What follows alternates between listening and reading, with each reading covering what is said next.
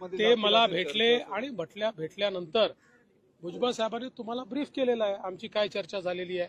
वेगळ्याने brief करायची आवश्यकता नाही. भुजबळ साहेब आमच्या महायुतीचे एक प्रमुख नेते आहेत आणि तिन्ही पक्ष, मग ते अर्थातच राष्ट्रवादीचे आहेत म्हणून तिथे त्यांचा सन्मान आहेच, पण आमच्या तिन्ही पक्षाच्या नेत्यांच्या मनात त्यांच्याबद्दल सन्मानाची भावना आहे. महायुतीच्या विजयामध्ये त्यांचा देखील एक महत्वाचा वाटा राहिलेला आहे आणि स्वतः अजितदादा देखील त्या ठिकाणी त्यांची चिंता करतात.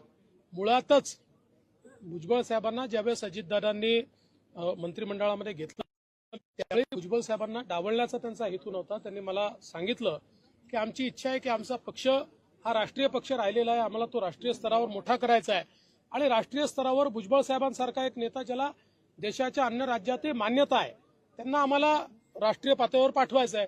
भुजबळ साहेबांचं मत जरा वेगळं होतं, त्याच्यामुळे हा प्रश्न निर्माण झालेला आहे. पण आम्ही सगळे मिळून याच्यावर तोडगा काढू आणि भुजबळ साहेबांसारखा एक नेता हा आमच्या सोबत मैदानात असला पाहिजे या दृष्टीनं त्यातनं मार्ग काढला जाईल.